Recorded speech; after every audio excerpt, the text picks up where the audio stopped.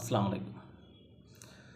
আজকে আমরা আলোচনা করব যে নির্বাচনকালীন সময়ে আমরা দেখি যে সবচেয়ে বড় যে দুইটা দল বর্তমানে নির্বাচনে অংশগ্রহণ করবে, যে বিএনপি এবং জাতীয় জামাত।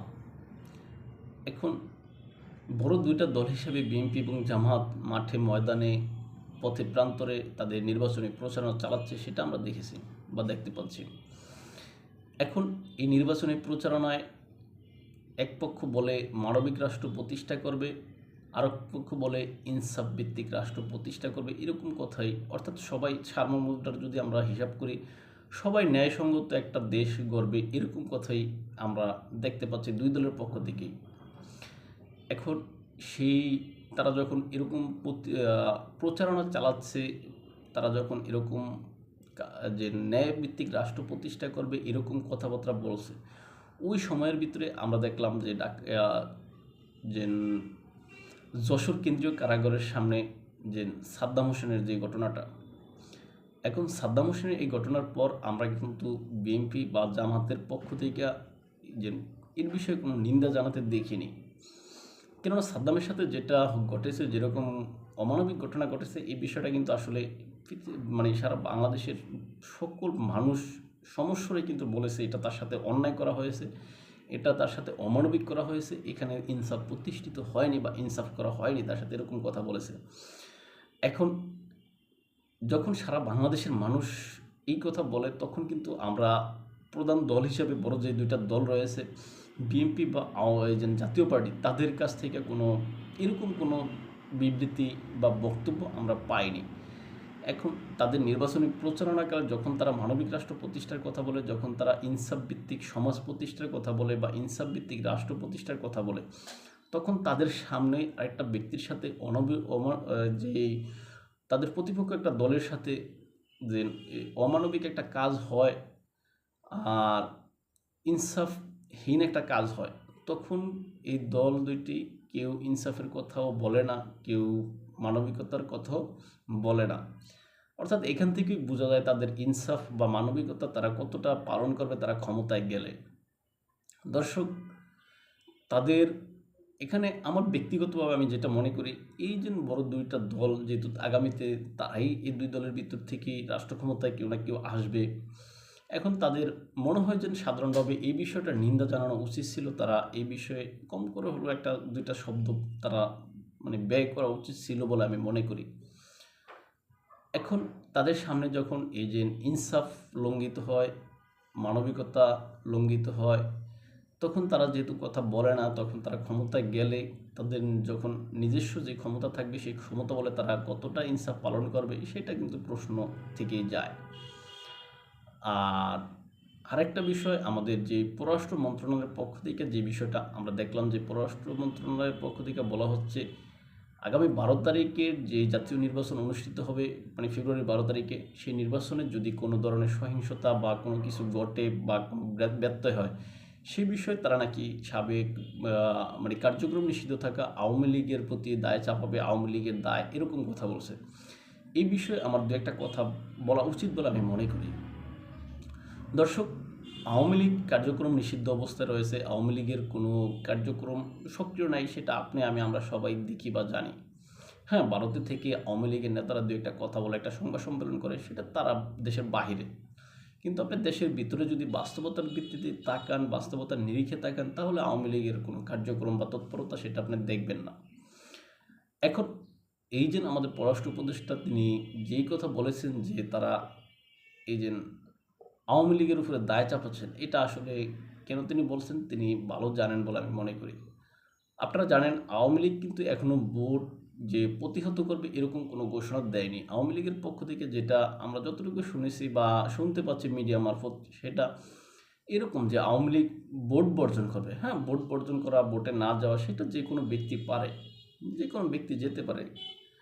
হ্যাঁ, এখন আওয়ামী লীগ হয়তো যেহেতু কার্যক্রম নিষিদ্ধ অবস্থায় রয়েছে, তাদের কোনো প্রার্থী নেই, তাদের দলগত এরকম সিদ্ধান্ত থাকতে পারে তারা ভোট বর্জন করবে, সেটা তাদের নিজস্ব বিষয়।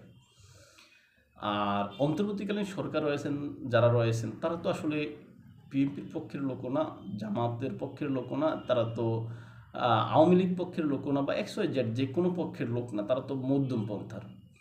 এখন তারা তো মধ্যপন্থা থেকে তাদের কাছে যতটুকু বিএনপি যতটুকু ভালোবাসার যোগ্য বা ভালোবাসা পাওয়ার যোগ্য, ততটুকু জামাতও ভালোবাসা পাওয়ার যোগ্য, ততটুকু আপনার আওয়ামী লীগ বা XYZ অন্যান্য দলগুলো ওই রকম আচরণ পাওয়ার কথা।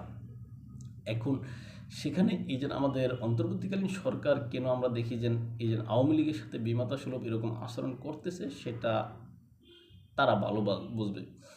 আর আওয়ামী লীগ যেহেতু এখনও পর্যন্ত আনুষ্ঠানিকভাবে ভোট বর্জনের ঘোষণা দেয়নি বা ভোট তারা ভোট প্রতিহত করার ঘোষণা দেয়নি, কিন্তু আওয়ামী লীগের পক্ষ থেকে যতটুকু জানছি যে তারা ভোট যেই বর্জন করবে, বর্জন যেহেতু তার যে কোনো কেউ করতে পারে, সেহেতু পররাষ্ট্র মন্ত্রণালয়ের যে বক্তব্য দিয়েছে এটা তাদের উদ্দেশ্য প্রণোদিত বক্তব্য বলে আমি মনে করি। এখন কালকে মনে করেন দেশের ভিতরে সাপোজ মানে ধরে নিলাম জামাতের পক্ষ থেকে মনে করেন কোনো একটা বিশৃঙ্খল পরিস্থিতি তৈরি হলো, এখন সেটার দায়ও কি আপনি আওয়ামী লীগের প্রতি চাপিয়ে দেবেন? কেননা ওইটাও তো নির্বাচনকালীন ঘটনাকে কেন্দ্র করে। তারপরের দিন মনে করেন বিএনপি কোনো একটা ঘটনা ঘটাইলো, সেটার দায়ও কি আওয়ামী লীগের দিকে চাপালেন? এটাই কি তাহলে আপনাদের যে ইনসাফ বা ন্যায়ভিত্তিক যে রাষ্ট্র, সেই রাষ্ট্রের কি নমুনা হবে? তবে এটা না করে পররাষ্ট্র উপদেষ্টা যে যারা এই সমস্ত বক্তব্য দিয়েছেন, তারা মূলত এখানে অন্যভাবে বলতে পারতেন যে যারা এরকম ঘটনা ঘটাবে তাদেরকে বিরুদ্ধে আমরা ব্যবস্থা নেব। এখানে যারা বলতে XYZ যে কোনো কেউ হইতে পারতো। এখন তারা যেহেতু উদ্দেশ্য প্রণোদিতভাবে একটা দলকে যেহেতু এখানে ব্লেম দেওয়ার চেষ্টা করতেছে, এখন এই জন্য আমার কাছে মনে হয় পরিস্থিতিটা ভিন্ন হবে। এখানে অন্যান্য পক্ষগুলো সুযোগ পাবে, সুযোগ পেয়ে আওয়ামী লীগের যে সমস্ত সমর্থক বা কর্মী সমর্থক তারা যারা এখনও দেশে আছেন, তাদের প্রতি আরও একটু জুলুম বেশি হবে বলে আমি মনে করি। তবে এখানে আমি আওয়ামী লীগের যে পক্ষ নিয়ে আসিনি বা আওয়ামী লীগের প্রতিনিধিত্ব হয়ে আসিনি, এখানে আমি আমার কথাগুলো যেটা বলতেছি আমি লজিকতার ভিত্তিতে বলতেছি বলে আমি মনে করি। এখানে প্রশাসন সম্পূর্ণ নিরপেক্ষ থাকার কথা ছিল। আর সামনে আপনারা জানেন নির্বাচনকে কেন্দ্র করে যে সমস্ত অস্ত্রগুলা 5ই আগস্টের পরে যে বিভিন্ন থানা থেকে এই যে লুট হয়েছে, সেই সমস্ত অস্ত্রগুলো কিন্তু সরকার এখনও উদ্ধার করতে পারেনি। পুরস্কার ঘোষণা করার পরও পারেনি। সেই সমস্ত অস্ত্রগুলোর বিষয়ে আমাদের স্বরাষ্ট্র উপদেষ্টা জনাব জাহাঙ্গীর আলম সাহেব তিনি যেভাবে নিশ্চয়তা দিচ্ছেন যে সেই সমস্ত অস্ত্র ব্যবহার হবে না, অথচ তার পরক্ষণে আমরা দেখছি যে আমাদের প্রধান উপদেষ্টা ডক্টর মোহাম্মদ ইউনূস তিনি নিজেই এই অস্ত্রগুলো যাতে উদ্ধার করা হয় এই জন্য বলেছেন বা চাপ দিচ্ছেন। অথচ পররাষ্ট্র মন্ত্রণালয়ের পক্ষ থেকে বলা হচ্ছে কোনো ঘটনা যদি ঘটে তার দায় আওয়ামী লীগের। কথাগুলো তাদের নিজেদের ভিতরে সব বিরোধী হচ্ছে বলে আমি মনে করি। এখন এই যে এত পরিমাণ অবৈধ অস্ত্র আপনি যে উদ্ধার করতে পারলেন না, এখন দেশের ভিতরে যদি কোনো ঘটনা ঘটে সেই দায় যদি আপনি আওয়ামী লীগের প্রতি চাপান, এটা অমানবিক হয় বলে আমি মনে করি। তাই পররাষ্ট্র উপদেষ্টা বা যারা এই সমস্ত বক্তব্য দেয় তাদেরকে এই সমস্ত বক্তব্য থেকে সরে আসা উচিত বলে আমি মনে করি। আর সবার মতো আমিও চাই সুষ্ঠু সুন্দর নিরপেক্ষ একটা নির্বাচন হোক, সেই নির্বাচনে জনগণ তাদের প্রতিনিধি বেছে নেক, সেই প্রতিনিধি এসে দেশটা সুন্দরভাবে পরিচালনা করুক। কেননা ডক্টর মোহাম্মদ ইউনূস অলরেডি ব্যর্থ হয়েছেন, তিনি দেশ পরিচালনার যোগ্য নন। তিনি হয়তো যেন আন্তর্জাতিকভাবে যেইভাবে তিনি বিভিন্ন সভা সেমিনারে বক্তব্য দেন তিনি সেখানেই পারফেক্ট, তিনি রাষ্ট্র পরিচালনার জন্য পারফেক্ট না, তিনি এখানে ব্যর্থ, এটা ইতিমধ্যে প্রমাণিত হয়েছে। ভালো থাকবেন সবাই, দেখাবো অন্য কোনো ভিডিওতে অন্য কোনো বিষয়ে। আমাদেরকে যদি আপনারা ফলো করতে চান তাহলে ইউটিউব এবং ফেসবুকে স্বপ্নচারের কথা নামে, ইনস্টাগ্রাম ও টিকটকে এনায়েত হোসেন নামে লিখতে পারেন। আল্লাহ হাফেজ।